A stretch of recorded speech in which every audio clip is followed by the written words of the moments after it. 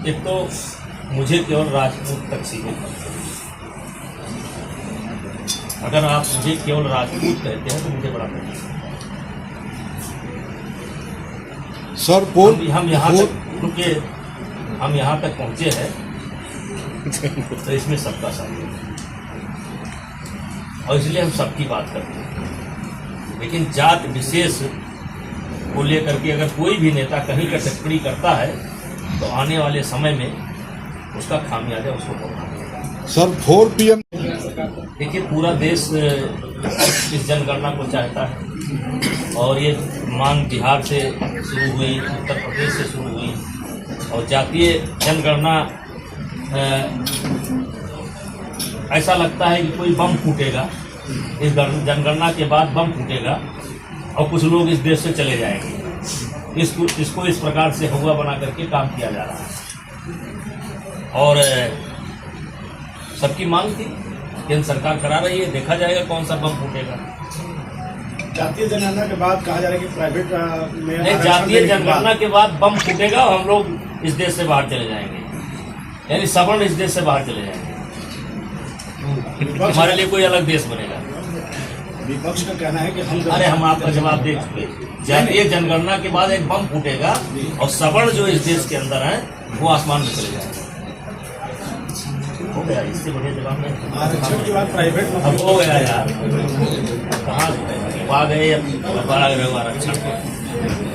अब युद्ध विराम को लेकर के भी किंतु और परंतु चल रहा।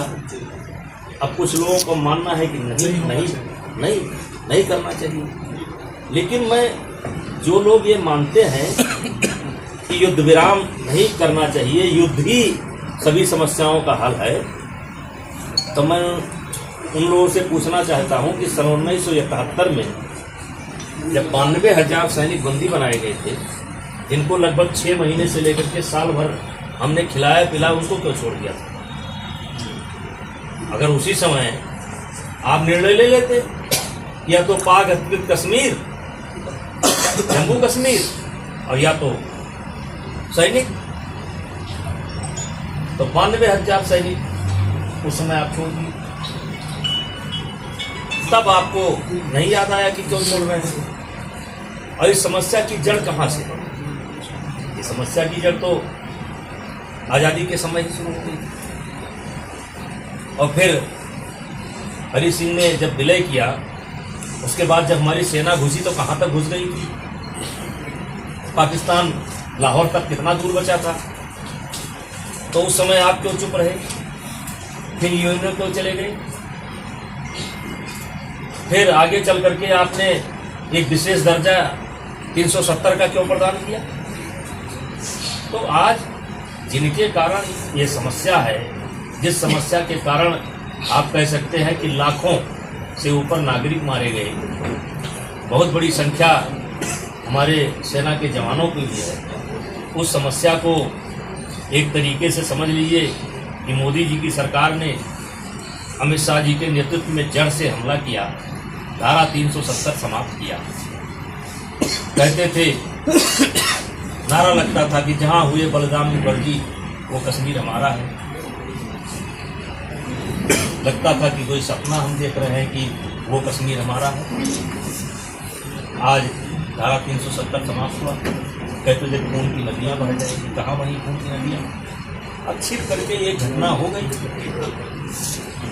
वैसे तो कहीं भी घटना हो सकती है छिप करके, क्योंकि अब तो वहाँ का वातावरण ऐसा हो चुका था कि बच्चे अपना गाड़ी उठाते थे, फैमिली बैठाए चले जाते थे। कर लिए, लेकिन करने के बाद भी इतने ज़बरदस्त तरीके से हमारे प्रधानमंत्री जी ने गंभीर हुए, गृहमंत्री जी गंभीर हुए, सेना को खुली छूट दिया। जिस तरीके से मिसाइल अटैक हुआ, मजहर असूद जो कहता था कि हम हिंदुस्तान की सांस बंद कर देंगे, उसके परिवार के खुद 14 लोग मारे गए। वो मिमिया रहा था पहली बार कि अच्छा होता हम भी मारे जाते, और इसके बावजूद उनके अड्डे नष्ट कर दिए गए, उनका पूरा डिफेंस सिस्टम चौपट कर दिया गया। तो उसके बाद अगर ये शांति के रास्ते पर आना पड़ता ठीक है। अब जैसे आगे वो हरकत करेगा वैसे हो जाएगा। पूर्व सांसद बोल रहे हैं उत्तर प्रदेश में अखिलेश सिंह 3 धाराओं से देश बहुत परेशान है। एक महिला दहेज उत्पीड़न और एक दलित उत्पीड़न और एक यौन उत्पीड़न, इससे पूरा देश परेशान है। क्योंकि इसको बनाया गया था संरक्षण के लिए कि किसी महिला के साथ अगर कहीं अन्याय होता है, अत्याचार होता है, किसी कमजोर दलित के साथ कहीं अन्याय अत्याचार होता है, दहेज के नाम पर अगर कहीं अनाचार अत्याचार होता है, तो इन तीनों धाराओं को अब लोगों ने अपने अपने विरोधियों को परास्त करने के लिए एक माध्यम बना दिया। और मेरे ऊपर आरोप लगा, लेकिन आपको मेरे चेहरे से नहीं लगता होगा कि मैं इसको लेकर के बहुत गंभीर हूँ, क्योंकि जिस दिन के आरोप हैं, एक में मैं सर्बिया हूँ और 2 घटनाक्रम में मैं लखनऊ हूँ। एक बार मैं कंफर्म कर लेता हूँ, एक बार कंफर्म कर लेता हूँ। मुझे 10:30 में बोल दिया। अरे बोले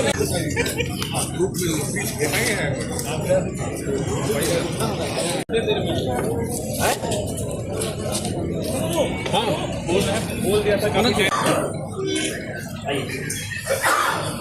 और ये हमारे लिए गर्व की बात है, हमारे देश के लिए गर्व की बात है। सारे दल, सारे नेताओं के बयान आते हैं, सरकार जो भी कार्रवाई करे उसमें साथ है, लेकिन किंतु और परंतु की राजनीति वहीं से शुरू हुई। अब युद्ध विराम हुआ, ट्रंप कहते हैं कि हमने